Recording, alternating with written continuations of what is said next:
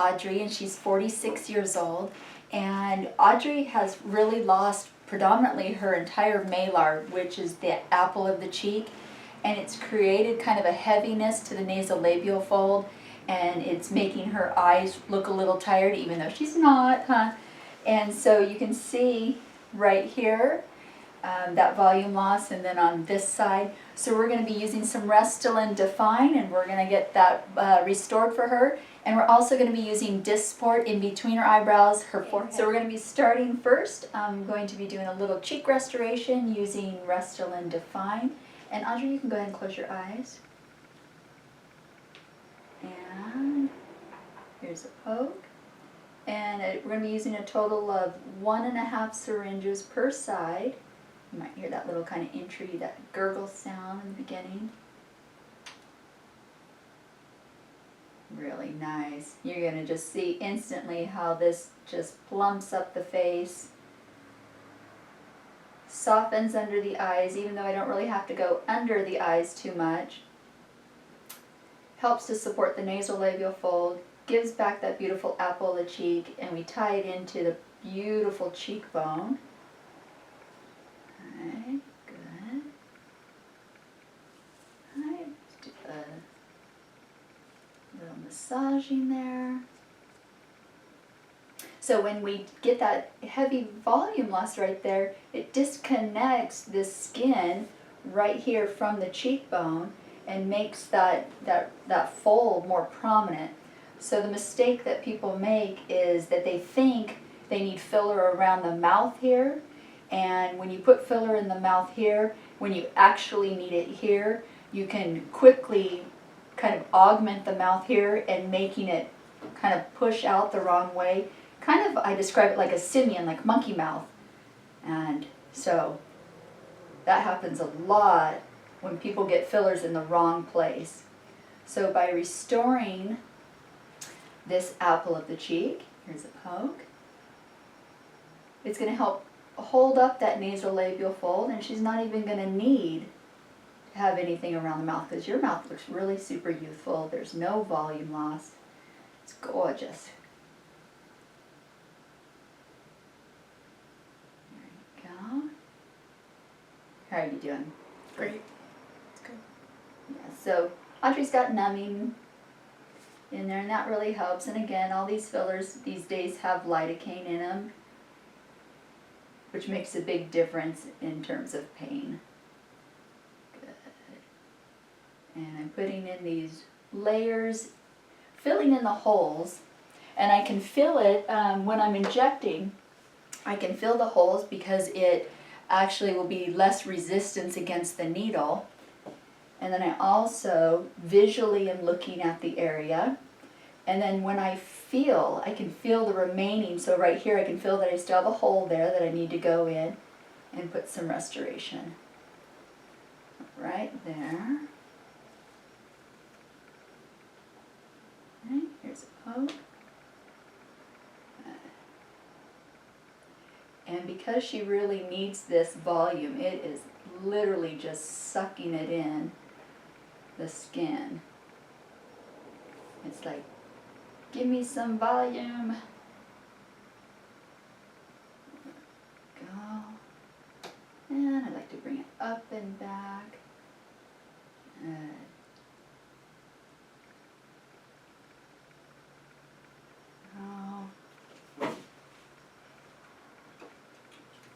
First 2 to 4 days she'll have the swelling, and then it'll take about 3 weeks to yield final results.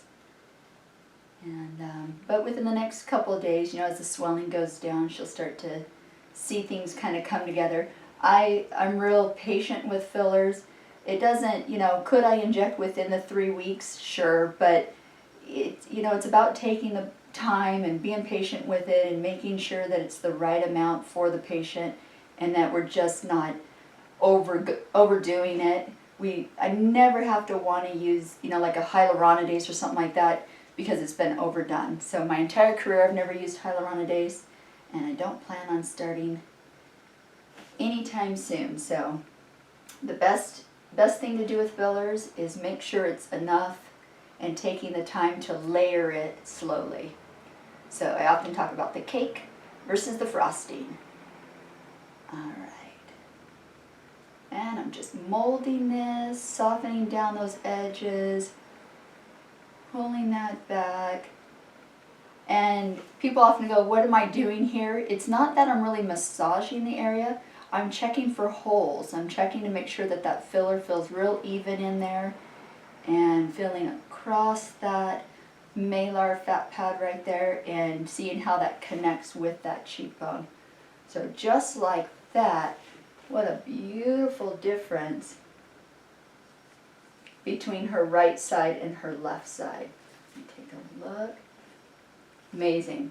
Here, obviously we haven't done it. And you can see that that is depressed there, disconnected from here to her cheekbone. And then here we've got a restoration. 1.5 syringes on this side. And literally, Audrey, it just sucked it in. It was like craving it.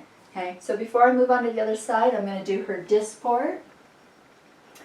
And in the forehead, I am using a total of 24 units. Here's a little poke. Poke.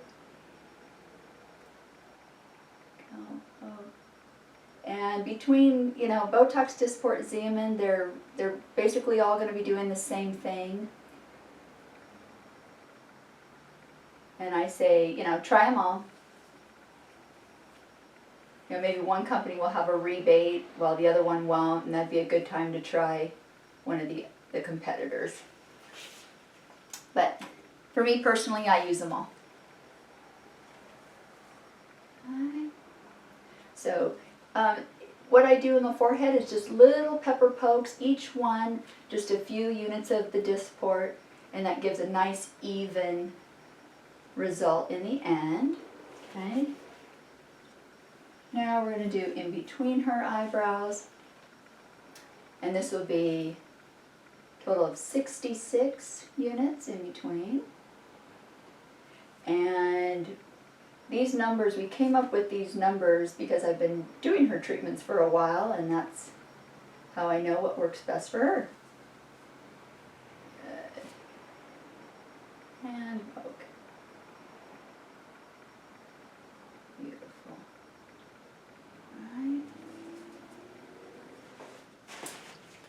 Okay, so now we're going to start on Audrey's left side here, and you can see this is where she needs that volume restoration. This side's been done. It has a little bit of swelling, it's a little pink. She's got a little bit of poke marks from the Dysport we did, but all in all your skin's tolerating it really well. So again, here we're going to go, and 1.5 syringe of Restylane Defyne.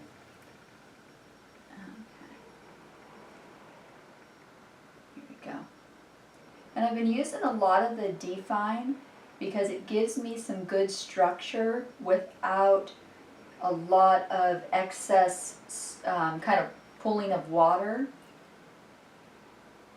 So it will attract water. It's like a little sponge, but not too much. So I use a lot of Defyne for my restorations of the malar. Good. And you get good longevity. The Restylane products are really forgiving products. Love regular Restylane under the eyes. And you've got some good thick tissue under here. It's just you get that loss between the two, between the fold and the cheekbones.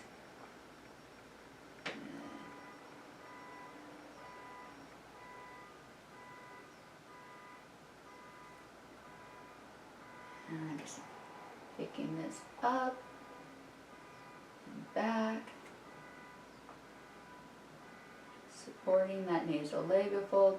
And Audrey has a little bit of this natural fold, and that is okay to have that. Don't get confused because you have that thinking you need to fill that all in, because she doesn't. do this final half a syringe. Here's a poke. And filling in this remaining gap here.